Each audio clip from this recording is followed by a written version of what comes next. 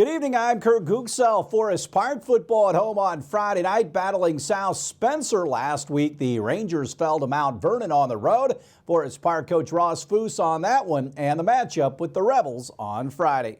The way the game started, I thought we might get a little momentum and run with it. We kicked off to Mount Vernon and we forced a fumble on like play 3 or 4 and we got it. And it was actually after that, it was just the opposite. We went 3 and out and punted and gave up really good field position and they score. And then they get it back again and run a little trick play right off the bat and score again. Then we fumble a kickoff return and they score. Snap the ball over the punter's head and they score. So yeah, I mean, it's 28-0 at the end of the first quarter before we even got settled down and kind of knew what hit us, but once we did settle down, we were able to move the football a little bit up and down the field, and we were able to get a few stops. So, but yeah, obviously Mount Vernon is ranked in 3A, a really good football team. Coach Messmer's done a great job down there with them, so kudos to them for doing a nice job. I turn the page with South Spencer coming up. What have you seen out of them? Yeah, South Spencer, much improved team. You know, last week they beat Princeton 40-12, and the week before that it was 7-0 against Heritage Hills at halftime against a team that's been playing really well. So I think offensively against South Spencer, we're going to get a lot of different looks. They'll go I formation one play with a tight end, then they'll come out being trips and go back to the I, and then they'll come back in twins. So once again, a lot of different sets. We got to talk, we got to communicate, we got to get lined up right.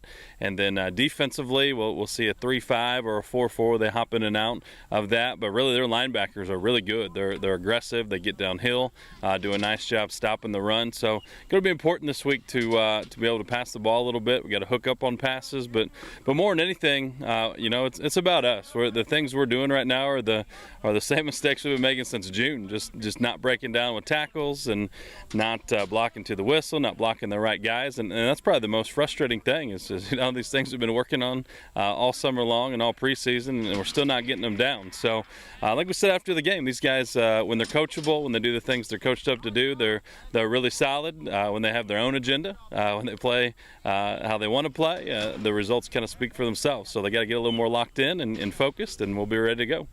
Coming up tomorrow on WJTS Sports, we'll hear from Jasper coach Tony Lewis as the Wildcats get ready for a home game against Evansville Central. Baseball tonight, Cardinals and Brewers in Milwaukee. Miles Michaelis will go for the Cardinals. Brett Anderson pitches for the Brewers.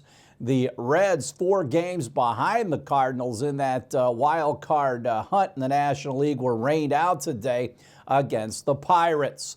The Colts continue to deal with injuries up and down their roster. Indy brought in 4 players for workouts earlier this week. Wide receiver Anthony Johnson, tight end David Wells, offensive tackle Derwin Gray, and safety Ronell Perkins, all worked out by the Colts. All eyes right now on Carson Wentz with his 2 sprained ankles. If he cannot go Sunday at Tennessee, it will be Jacob Eason getting the start. Stay tuned. We'll have more right after this.